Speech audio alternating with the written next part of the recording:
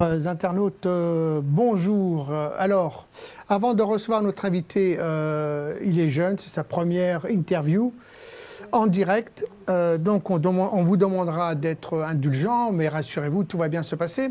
Juste avant de commencer cette première interview consacrée à l'athlétisme, parce que cela faisait longtemps que nous voulions justement mettre en place cette discipline. Et bien voilà, et nous avons donc le privilège de recevoir Thierry Dorat dans un instant, mais préalablement, je tenais donc, parce qu'il faut faire un peu de promotion, il faut aller vous abonner sur notre chaîne YouTube, parce que c'est comme ça, et c'est pas autrement. 2, si vous avez également envie d'être adhérent et de nous soutenir, car nous aussi, nous sommes une simple association et que nous avons besoin de soutien, qu'il soit financier, mais aussi au niveau de bénévoles.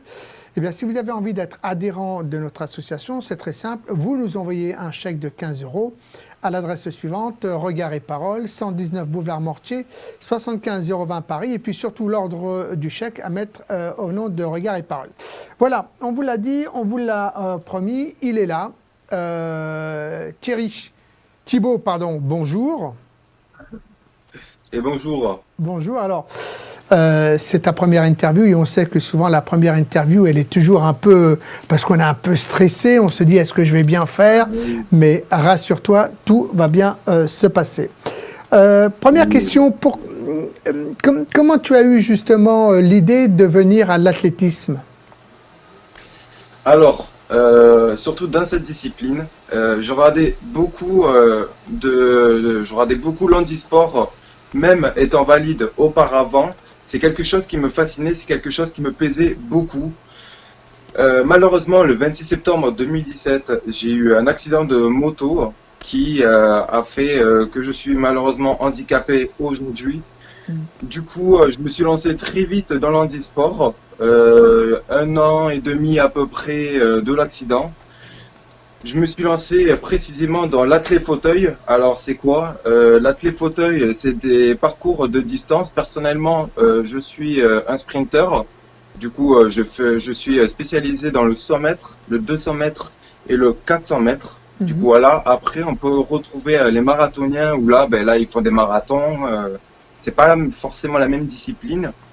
Du coup, j'ai voulu me lancer dans l'athlétisme car c'est une poussée d'adrénaline pour moi.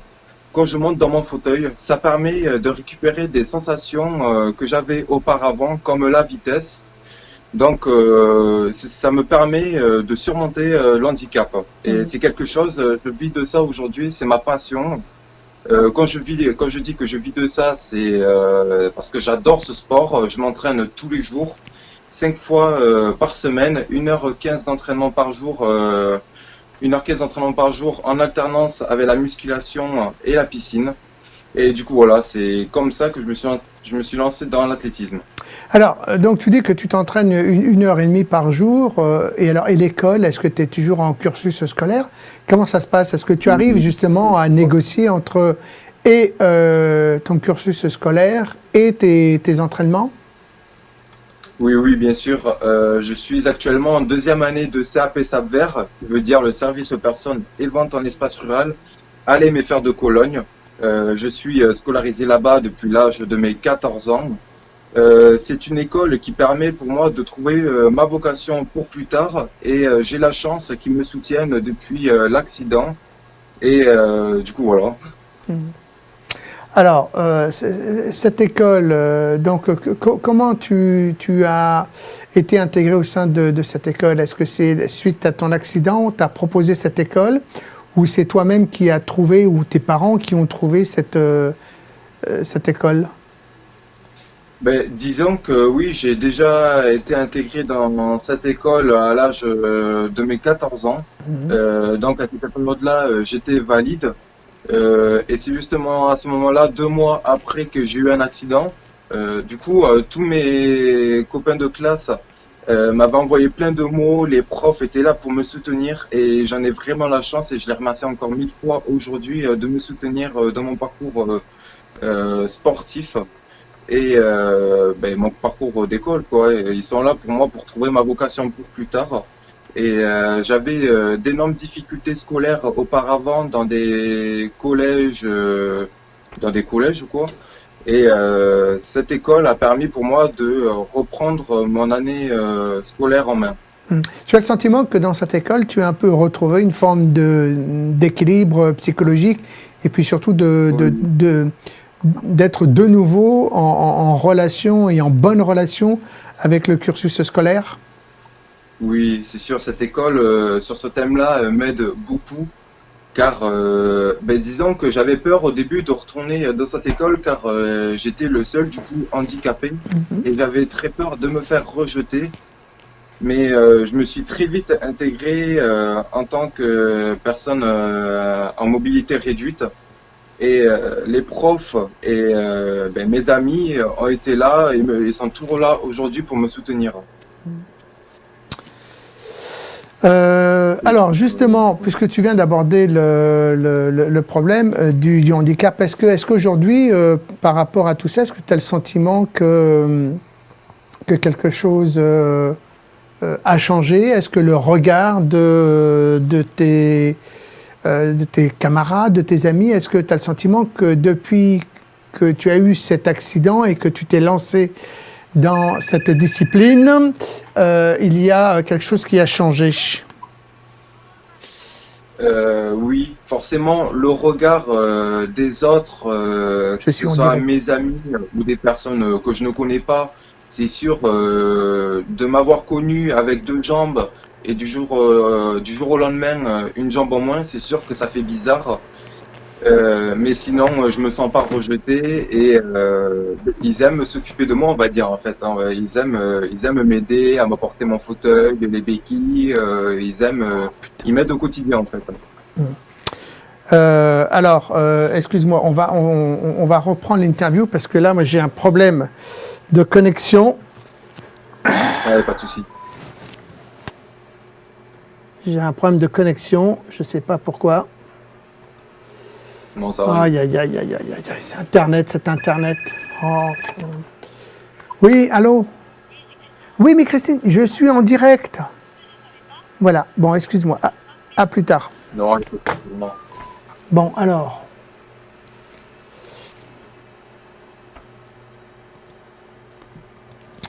Qu'est-ce qui se passe encore avec ça, là? Ah là là. Ah, ça, la collection, c'est pas toujours facile. Ça a bien, ça a bien fonctionné. T'inquiète pas, on va reprendre. Ouais, non, pas de On souci. va reprendre. Ça, je vais couper.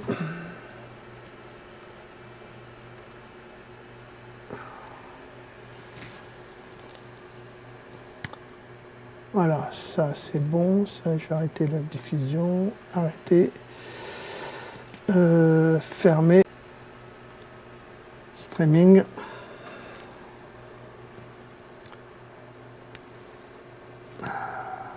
Ça, il faut que je puisse moi aussi le voir ici, quoi.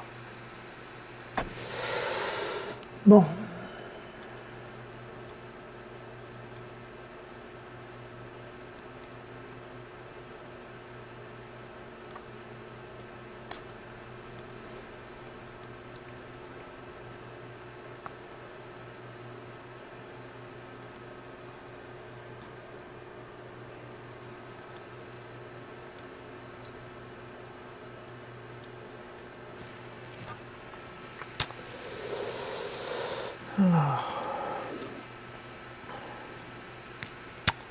Pim pam poum, ça va être ça. Alors, donc, eh bien, nous allons donc reprendre cette interview depuis le début, comme si c'était la première fois que nous avions Thibaut. Thibaut, bonjour.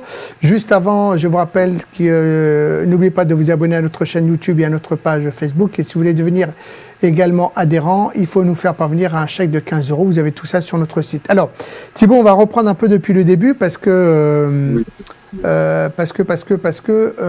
nous avons été coupés donc par l'internet, donc je tenais à m'excuser auprès des internautes qui nous suivent.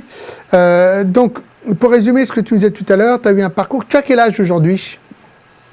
Aujourd'hui, j'ai 17 ans. Tu as 17 ans. Cet accident est arrivé à quel âge as-tu eu cet accident? J'ai eu cet accident à l'âge de mes 14 ans en moto, le D'accord. 26 septembre 2017. D'accord. Donc, tu nous expliquais dans la première partie, qui a été malheureusement coupée, que tu avais cette crainte justement du regard que pouvaient avoir tes camarades de classe du fait que tu sois passé du monde valide au monde de personnes en situation de handicap. Comment toi tu l'as vécu justement ce changement? Le fait de pouvoir finalement, avant cet accident, tu pouvais pratiquement tout faire, et aujourd'hui tu peux tout faire, mais différemment. Comment toi tu l'as vécu? Ben, c'est sûr, quand je me suis réveillé du coma et qu'on m'a appris que je n'avais plus qu'une jambe, c'est sûr qu'à ce moment-là, c'est compliqué, quoi, parce que on s'y attend pas en fait. Et comme vous l'avez dit, je suis passé du monde valide au monde en situation de handicap. Du coup, à l'heure d'aujourd'hui, je ne peux malheureusement pas tout faire, mais j'essaie de faire un maximum de choses à ma manière. Voilà, j'essaie d'adapter les choses en fait. Et le regard des autres, c'est sûr que c'est pas toujours facile parce qu'il y a des personnes qui attendent qu'on passe pour nous regarder, alors que ben, me poser des questions me pose aucun problème. Et sinon, par rapport à mes amis, ils m'ont toujours soutenu, comme j'ai dit, que ce soit niveau scolaire que du niveau sportif en fait. Ils m'ont toujours soutenu et c'est pour ça qu'à l'heure d'aujourd'hui, je les remercie toujours. Parce que ça soit le Thibaut valide ou le Thibaut en situation de handicap, le regard, il reste le même en fait. Alors, ça c'est la première période. Quand tu as justement abordé l'athlétisme, la question que je me pose, c'est pourquoi l'athlétisme? Pourquoi ne pas avoir choisi par exemple le basket ou la natation ou peut-être le quad-rugby ou une autre discipline? Qu'est-ce qui t'a finalement attiré vers l'athlétisme?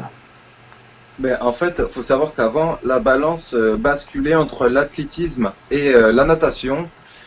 Mais ça penchait plus côté athlétisme. Du coup, comme je l'ai dit, c'est comme une poussée d'adrénaline qui monte en moi quand je monte dans mon fauteuil. Ça permet de récupérer des sensations que j'avais auparavant étant valide, comme par exemple la vitesse. Quand même si au regard des autres, on va pas vite quand on est dans un fauteuil d'athlète, le pilote, du coup moi, j'ai vraiment cette sensation d'aller vite. J'ai vraiment cette sensation d'être en moto et c'est ça qui me plaît. Et je m'entraîne à l'heure d'aujourd'hui 5 fois par semaine en jonglant entre la natation et la musculation. Je fais quand même plus de pistes. Du coup, moi, faut savoir que dans cette discipline, je suis ce qu'on appelle un sprinter. Donc, je parcours les petites distances, c'est-à-dire le 100 mètres, le 200 mètres et le 400 mètres. Et pourquoi on appelle ça un sprinter? C'est tout simplement car il faut directement, en fait, il faut envoyer la puissance. Il faut aller à 2000% plutôt qu'un marathonien, du coup, qui est une autre discipline. Les marathoniens, eux, que j'admire vraiment parce que c'est quelque chose que je comptais faire auparavant, mais c'est des parcours beaucoup plus lents. Là, on parle pas en mètres, on parle sur plusieurs dizaines de kilomètres. Mais malheureusement, j'ai pas le cardio, donc voilà, j'ai voulu plus me pencher sur l'athlétisme et plus particulièrement le sprinter. Alors tout à l'heure, dans cette première partie, on va peut-être revenir un peu dessus brièvement. Tu fais 1 heure, 1h15, 1h30 d'entretien, de muscu et de pratique de ton fauteuil. Tu nous expliquais que tu arrivais à concilier le cursus scolaire et ta discipline. Est-ce que tu as ton ambition, bon, c'est effectivement c'est d'entrer dans cette équipe de France et puis de briller et de te frotter parmi les plus rapides, puisque ta discipline c'est le cardio, donc c'est-à-dire je sprint, donc je suis un lièvre et non pas une tortue. Est-ce que dans ton parcours scolaire, tu as aussi une ambition? Est-ce que, je sais pas, tu aurais envie peut-être plus tard d'être avocat, je sais pas moi, chef d'entreprise Est-ce que au niveau du cursus, tu as plus ou moins un projet? Oui, bien évidemment. Là, je suis actuellement scolarisé à la MFR de Cologne. Je suis en 2e année de CAP SAPVER, qui veut dire le service aux personnes et vente en espace rural. Du coup, cette année, c'est le CAP, donc voilà, c'est le diplôme. Donc forcément, qui dit diplôme, qui dit le stress. Mais l'année prochaine, j'aimerais intégrer, du coup, si possible, un CFA pour aller en bac vente. Car oui, effectivement, plus tard, j'aimerais du coup intégrer une entreprise en lien avec la vente. Alors, ça, c'est le parcours scolaire. Maintenant, on va plutôt axer sur ta passion, donc l'athlétisme. Bon, tu es un sprinter. Quand tu es sur ton fauteuil, d'abord, est-ce que tu as un fauteuil qui est type? Est-ce que tu as un fauteuil de dernier cri? Je suppose que comme tous les athlètes de haut niveau, ton fauteuil il est fait sur mesure. Comment tu vis ta discipline au quotidien? Alors oui, du coup, bon, au début, j'avais un fauteuil du coup que le club m'avait fourni. Du coup, il n'était pas sur mesure, c'était le fauteuil du club quoi. Et à l'heure d'aujourd'hui, j'ai un fauteuil sur mesure. Du coup, j'en suis plutôt fier parce que du coup, c'est mon fauteuil quoi. Du coup, j'en prends soin et tout ça. Et du coup, voilà. Après, forcément, il y a beaucoup de matériel à se fournir. Il y a des gants qui servent à boxer la main courante pour prendre de la vitesse. Il peut avoir quoi? Il peut avoir des roues. Les roues carbone, forcément, on ira plus vite que si on avait des roues en rayon. Personnellement, j'ai commencé avec des roues à rayon et je vois largement la différence entre des rayons et des carbones. Et en termes de matériel, je pense qu'on a fait principalement le tour sur ça. Après, sinon, boîte à outils, tout ça, si on tombe en panne, des boyaux de rechange. Après, c'est toute une organisation en fait, hein. Pour en revenir un peu à ton parcours de sportif, donc tu as 17 ans, est-ce que tu as déjà vécu des grandes compétitions? Et comment tu as vécu ces grandes compétitions? Alors là, j'ai réalisé mes premiers championnats de France. La date exacte, je ne sais pas, mais c'était en 2018. C'était les championnats de France qui avaient lieu à Nantes. Du coup, là, forcément, c'était une poussée d'adrénaline un peu entre le stress et être heureux d'être ici, car au début, je m'entraînais que 3 fois par semaine. Et pour moi, c'était très compliqué. C'est ce que je voyais, c'est ce que je croyais, que ça allait être très compliqué à exercer pour une compétition. Et j'ai réalisé du coup mes premiers championnats de France à Nantes. J'avais fini troisième sur le 100 et 200 mètres et quatrième sur le 400 mètres. Donc tout de même, j'étais très fier de moi, car c'était une première compétition. Et sinon, une vraiment grande compétition, pour l'instant, ça a été les Open de Paris, qui là, j'ai vraiment compris la définition de compétition. Là, c'est dans les compétitions, on est tous à te regarder, les regards de travers et tout, mais c'est ça qui est bon en fait. Je saurais pas dire le mot, mais c'est quelque chose de magique. Alors, au sein de d'abord, tu es associé à quel club? Je suis associé au club Auchanzy depuis maintenant 2 ans, depuis que j'ai commencé l'athlétisme. Et ce club est situé où en France? À Auch. Et D'accord. c'est Omar Bouyousef qui, lui, est un très grand champion qui a eu énormément de compétitions et que je lui dois énormément de respect parce que il a aussi monté du coup le club, il est président du club Auchanzy du coup. Et donc c'est lui ton coach, c'est ton entraîneur? Non, c'est le président. Sinon, mon coach, c'est Florian Delaunay qui, du coup, a réussi à trouver du temps libre pour m'entraîner tous les jours. Comme je vous l'ai dit, du coup, là, par exemple, cet après-midi, je vais partir pour faire pour travailler les démarrages.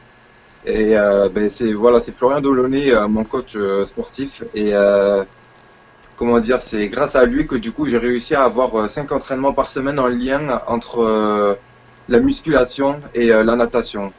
Alors comment se passe justement votre relation avec ton entraîneur? Est-ce que vous vous voyez aussi en dehors des entraînements? Est-ce que par exemple il vient chez toi? Est-ce que tu vas chez lui? Est-ce que vous vous appelez? Et quand vous vous appelez, est-ce que vous parlez d'autre chose que de vitesse, de départ, quelles sont vos relations et quelles sont, oui, les relations que tu entretiens avec ton entraîneur? Alors, les relations, c'est simple en fait parce qu'il a 23 ans, ça fait qu'on a quelques âges de différence, du coup j'ai la chance. Du coup, c'est mon coach en fait. Bon, faut savoir, c'est aussi mon maître de stage. Du coup, voilà, je suis son stagiaire. Et j'ai la chance du coup d'avoir un coach de 6 ans de différence et du coup pour parler des discussions qu'on a, sans parler de vitesse et tout, on parle d'autre chose quoi. On peut parler de jeux vidéo, de musique et c'est ça que j'admire beaucoup parce que j'ai la chance d'avoir un entraîneur en fait de mon âge.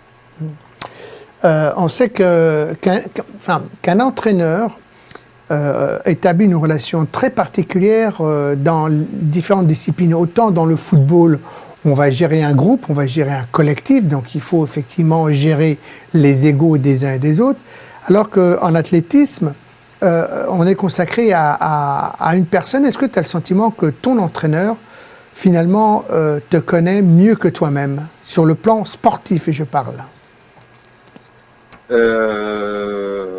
Ça, je ne saurais pas y répondre parce que ça fait pas longtemps en fait que je l'ai. Ça doit faire 1 mois et demi parce qu'avant j'avais une autre entraîneuse et du coup ça fait pas longtemps du coup que j'ai Florian. Mais au fil du temps, il apprendra à me connaître, que ça soit dans le sport et moi-même en fait. Ça viendra au fil du temps. Te connaissant, d'abord, quels sont tes points forts? Tiens, voilà, quand tu pars, tu es assis sur ton fauteuil, tu as le casque, tu as les gants, tu es sur la ligne de départ. Avant d'entendre le starter, quels sont justement tes points forts? Alors là, mais ça c'est trop bon, ça c'est. Disons qu'en fait, c'est du stress qu'on a avant de démarrer une compétition parce que du coup, comme la personne dit à vos marques prêt et que il y a dans quelques secondes le pistolet retentit, là c'est incroyable quoi. Je souhaite que tout le monde le vive. C'est quelque chose que personne valide peut le vivre, mais pas dans l'handisport, comment dire. Euh, Ouais, c'est quelque chose de magique quand le starter retentit et que tout le monde doit accélérer et que là, on vise tous la première place. C'est c'est quelque chose, quoi. C'est magnifique. Mais toi, quels sont tes points forts? Est-ce que ton point fort, c'est le démarrage? Est-ce que c'est les derniers mètres? Est-ce que c'est la concentration? C'est la puissance? Quels sont tes points forts? Moi, je pense, je sais que mes points forts, ça va être surtout dans le démarrage. Et alors le cardio, ça va se travailler, mais pour l'instant, sur le 400 mètres, les 50 derniers mètres, j'ai vraiment du mal. Mais là, sur ce coup-là, je fais confiance à Florian. Mais sinon, mes points forts, ça va être surtout dans la puissance et le démarrage. Et alors maintenant, les points faibles, donc peut-être il y a le cardio que tu dois certainement améliorer. Et est-ce qu'il y aurait d'autres points encore sur lesquels tu devrais axer davantage ton travail? Est-ce que par exemple développer aussi, enfin en même temps on sait qu'un corps se développe jusqu'à 25 ans, est-ce qu'au niveau aussi musculaire tu dois encore prendre de la masse, mais en sachant que souvent les muscles sont plus lourds que la graisse. Donc quand on prend de la masse, on alourdit son propre corps. Ouais, c'est sûr. C'est pour ça aujourd'hui je m'entraîne beaucoup en termes de muscles, c'est-à-dire que je fais beaucoup de musculation et forcément en prenant de la masse musculaire, on s'engage à être plus lourd et c'est pour ça que après je me dis que ça m'aidera plus tard pour boxer encore plus fort parce que faut y mettre de la force. Mais sinon, en point faible, je vais surtout avoir les 50 derniers mètres sur le 400 mètres et les rentrées ou les sorties dans les virages. C'est quelque chose que je travaille quotidiennement et que je vise comment dire, je fais en sorte que ça soit plus des points faibles et que ça devienne des points positifs en fait. Oui, en fait, tu dois travailler donc tes sorties de virage et puis tes 50 derniers mètres, surtout sur le 400 mètres. Les relais, est-ce que le relais 4 x 100 mètres, est-ce que c'est quelque chose qui va aussi t'attirer? Est-ce que tu y as songé ou pas du tout? Tu fais que le 400 mètres, c'est tout? Alors, ça m'est arrivé d'y penser, de faire du relais. Après, il y a le relais qui va se dérouler à Tokyo. Parce qu'après moi, de base, je vise les Jeux paralympiques 2024. C'est quelque chose qui me tient vraiment à cœur. Et je vais tout donner. Je vais faire en sorte d'y arriver, quoi. Parce que c'est quelque chose, ça pourrait me permettre de surmonter. Je surmonte déjà aujourd'hui un handicap, mais de montrer aux gens que l'handicap, mon handicap, n'est pas une barrière en fait. Mais sinon, pour revenir sur le relais, j'y ai déjà pensé, mais même si j'aurais l'occasion, je pense pas y participer parce que disons que moi, comme j'ai pas le cardio, même si ça se travaille, et qu'un jour le cardio, je l'aurai, mais si par exemple je serai sur la piste à Tokyo et que la France perd parce que les 10 derniers mètres j'ai vraiment eu du mal et que j'ai pas pu y arriver, là je m'en voudrais énormément en fait. Et c'est pour ça que je préfère comment dire, faire du 400 mètres mais tout seul, normal quoi. Comme ça, si toutefois il y avait des fêtes ou il y avait une défaillance, tu ne pourrais pas impliquer tes partenaires en disant effectivement si on a raté la médaille d'or, c'est en partie responsable. L'athlétisme, c'est aussi une hygiène de vie. Alors quand on est jeune, quand on a 17 ans, on a aussi tendance parfois à vouloir se laisser aller, à manger par exemple des choses un peu riches. Est-ce que ça t'arrive ou alors tu es vraiment un jeune qui suit sa ligne directrice au niveau de l'alimentation et qui refuse toute matière finalement, soit sucrée ou du gras pour justement garder cette forme physique? Alors, sans vous cacher, ça arrive. Alors c'est rare, hein, mais voilà, un petit bonbon des fois, ça fait du bien.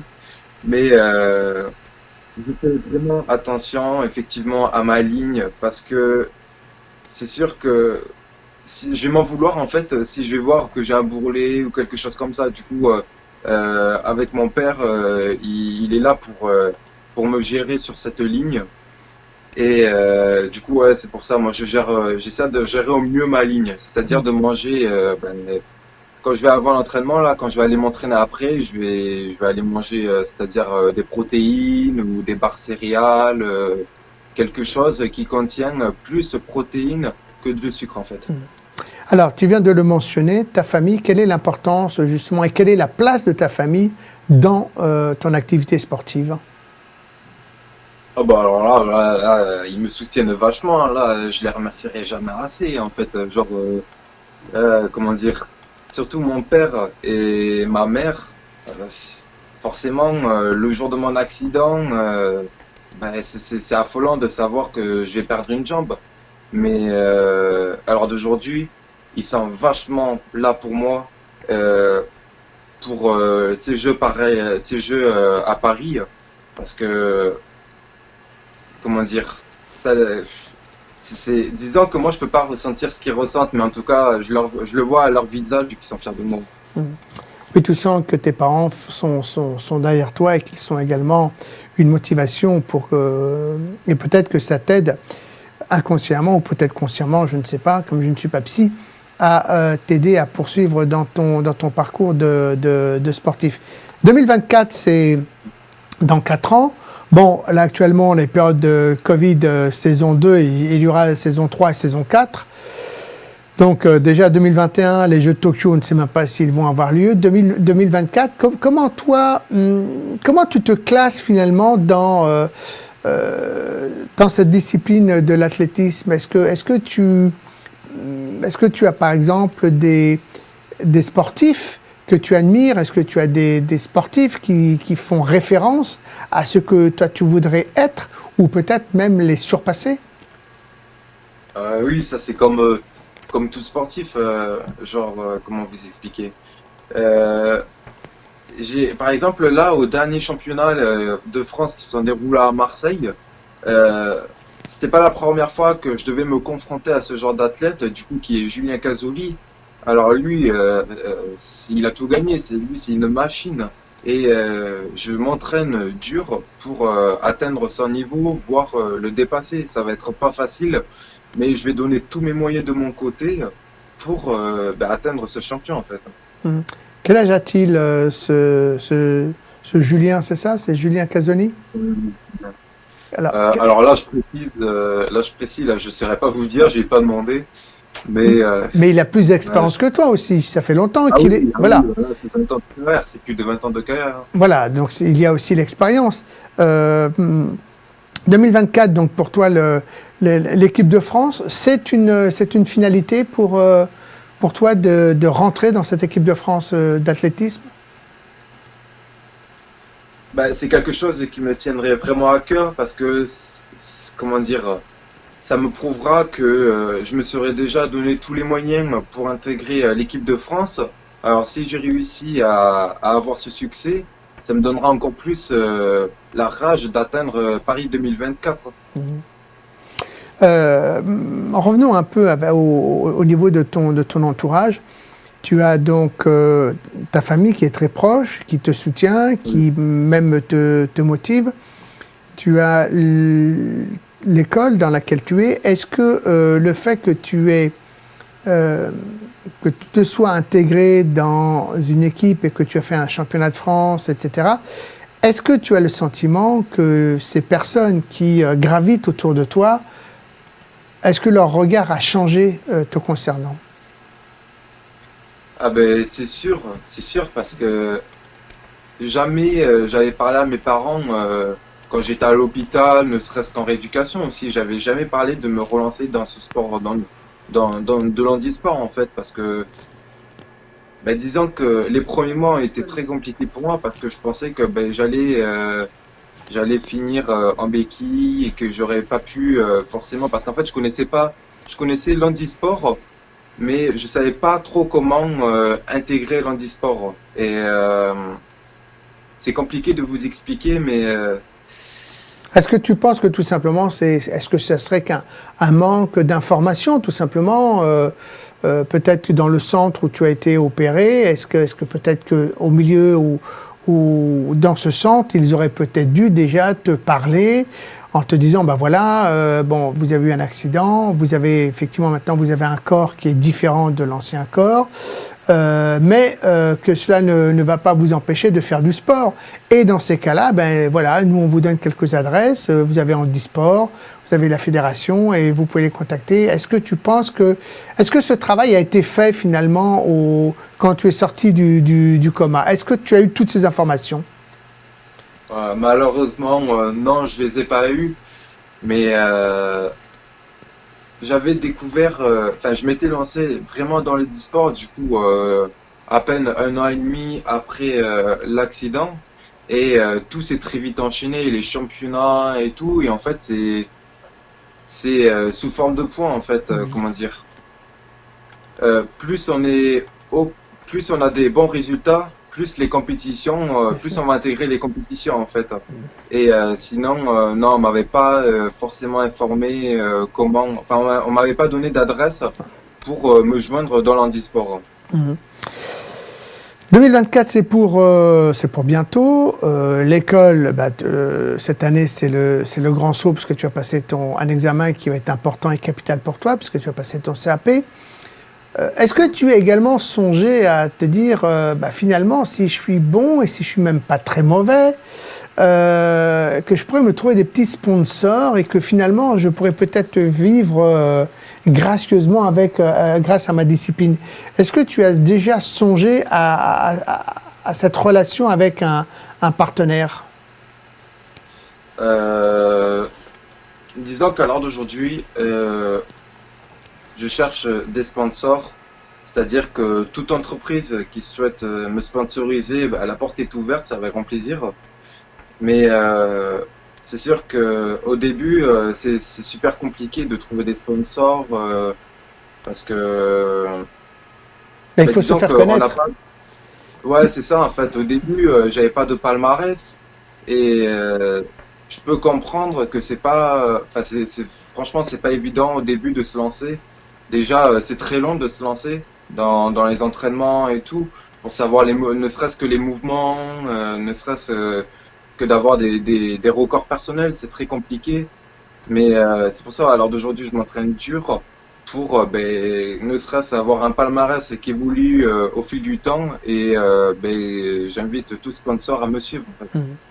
Dans ta pratique sportive, comme tu pratiques régulièrement et tous les jours et quotidiennement, est-ce que tu n'as pas l'impression des fois d'être un peu coupé des autres? Que d'être finalement être dans une bulle et que tu es en permanence dans cette bulle?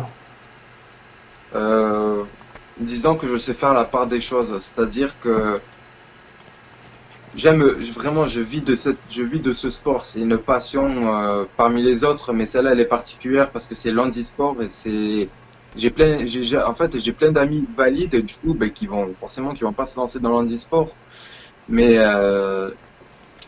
c'est sûr que il y a parfois je suis dans une bulle, mais je sais faire la part des choses, c'est-à-dire par exemple ce week-end je pense je vais aller voir des potes.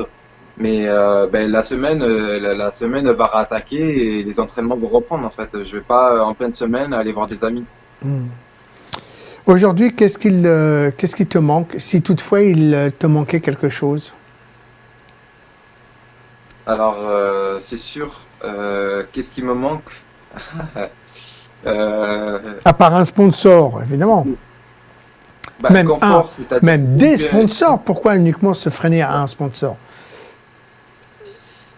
Disons que le matériel, que ce soit le matériel en fait ou les déplacements, forcément des fois c'est à nos moyens et j'ai pas forcément les moyens de pouvoir disons que cette question c'est vrai que c'est compliqué, mais voilà c'est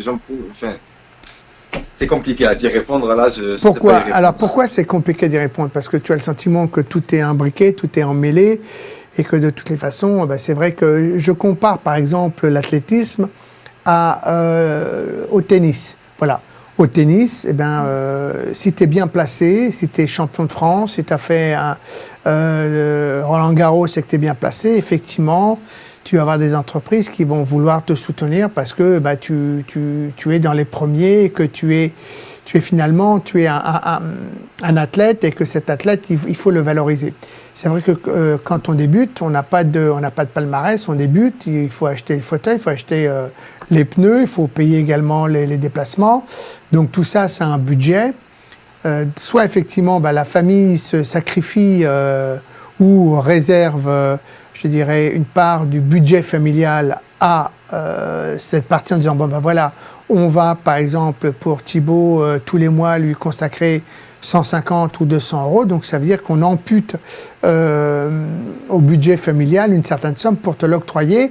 C'est vrai que si on a un sponsor ou des sponsors, c'est beaucoup plus facile puisque le sponsor va donner une certaine somme en début d'année, je ne sais pas, 3, 4, 5 000 euros, 6 000 euros. Et avec ça, effectivement, le sportif peut lui-même organiser ses déplacements. S'il a besoin de changer de boyau, il peut changer ses boyaux. Donc c'est vrai que cela facilite aisément la chose. Et comme tout le monde, nous sommes tous, et quoi que l'on dise, les finances sont quand même le nerf de la guerre. Parce que sans finances, on ne peut pas faire grand-chose. Même si on a de bonnes volontés, alors effectivement, ça peut aussi, s'il n'y a que de la bonne volonté, on peut y arriver, mais ça va mettre 3, 4, 5, 6 fois plus de temps. Et des fois, quand on est dans le sport, et surtout quand on est dans un sport individuel comme le tien, on n'a pas trop le temps. Parce que le corps, au bout d'un moment, il s'abîme, et puis il n'a plus le même répondant, il n'a plus la même énergie, il n'y a plus la même niaque, parce que là, pour l'instant, ton corps, il est tout jeune, il est tout frais, t'as pas eu d'accident, t'as pas eu de coiffe. Pour l'instant, t'es tout beau, tout neuf. Donc, ton corps, il fonctionne, c'est youpi. Donc, finalement, c'est maintenant que tu aurais besoin de subventions. Voilà. C'est pas quand tu vas avoir 45 ans où finalement, 45 ans, c'est maintenant. Et c'est vrai qu'on a le sentiment que des fois, c'est un peu à l'envers, quoi. C'est-à-dire que quand on est jeune et quand on en a le plus besoin, on en manque le plus cruellement. Et puis finalement, quand on arrive en fin de parcours, là, on a des sponsors, mais on en a peut-être moins besoin. Donc, peut-être qu'il faudrait revoir la règle.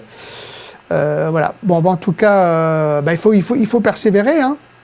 Et je pense que tu pourras trouver des sponsors à partir du moment où tu vas continuer à travailler et que ton travail, à un moment donné, va être payant, et puis ton travail, eh bien, comme on dit, tout salaire mérite travail, eh bien un jour tu auras des sponsors parce que tu représenteras aussi l'image, c'est-à-dire volonté, pugnacité, courage, force, puissance, et c'est peut-être des images, des valeurs qui vont correspondre à des entreprises. Oui, c'est sûr. Voilà. Est-ce C'est sûr. C'est que... pour ça que... Dis-moi, oui. Pardon.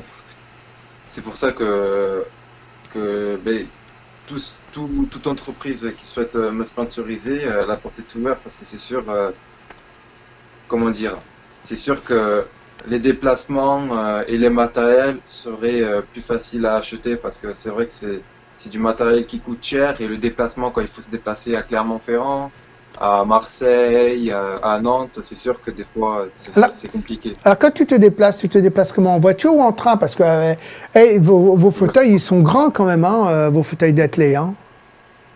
Ben, disons que quand je m'étais déplacé à Clermont-Ferrand, par exemple, là on avait loué un minibus parce que forcément dans la voiture il passe, mais pas tout le monde passe avec le fauteuil.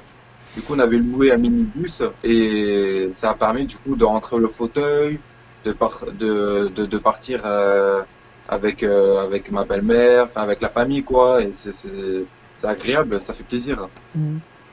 Oui, donc en fait, c'est vrai, c'est un vrai budget, hein, c'est un vrai budget. Et puis après, c'est vrai que c'est important. Mais il y a une chose, c'est ta volonté. Et quand on a la volonté, et quand on a l'énergie, eh bien, souvent, on met peut-être des fois un peu de temps, mais on finit par y arriver. Donc moi, je suis intimement convaincu que tu vas y arriver. Hein. En même temps, tu as l'air d'être un garçon sérieux, bosseur, et puis surtout, tu sais ce que tu veux, et ça, je pense que c'est aussi une qualité. Parfois, têtu, c'est aussi une qualité. Voilà, souvent on dit que les gens sont têtus, mais quand on est têtu, des fois, c'est pas mal non plus. Est-ce que tu voudrais, peut-être avant de conclure cette interview, ajouter quelque chose? Disons que j'ai ouvert une page Facebook aujourd'hui ça fait un moment, je crois que ça fait, je veux pas dire de bêtises, mais il me semble que ça fait plus d'un an et demi pareil que j'ai lancé cette page Facebook qui est du coup Team Bionic. C'est une association et c'est aussi ma marque. Et je vous souhaite à tous de me suivre sur Team Bionic pour suivre mon parcours sportif. J'y publie régulièrement des vidéos et photos en lien avec mon sport. Et je vous invite tous du coup à me suivre quotidiennement sur cette page. Alors parle-moi un peu de cette Team Bionic, c'est quoi? Parce que tu dis c'est ta marque, c'est quoi? C'est une marque déposée? C'est un fabricant avec lequel tu travailles? C'est quoi exactement Team Bionic? Alors Team Bionic, c'est ma marque, c'est moi qui ai créé cette marque.